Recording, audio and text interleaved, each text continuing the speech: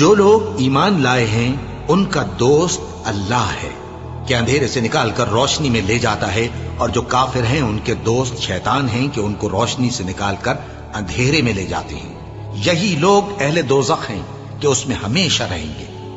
भला तुमने उस शख्स को नहीं देखा जो उस गुरूर के सबब से कि अल्लाह ने उसको सल्तनत बख्शी थी, इब्राहिम से अपने परवरदिगार के बारे में झगड़ने लगा।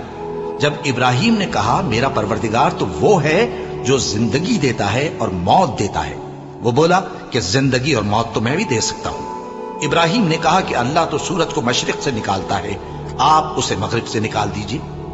यह सुनकर वो काफिर हक्का बक्का रह गया, और अल्लाह बेइंसाफों को हिदायत नहीं दिया करता। या इसी तरह उस शख्स को नहीं देखा जिसका एक बस्ती पर जो अपनी छतों पर गिरी पड़ी थी गुजर हुआ, तो उसने कहा कि अल्लाह इसके बाशिंदों को मरने के बाद क्यों कर जिंदा करेगा।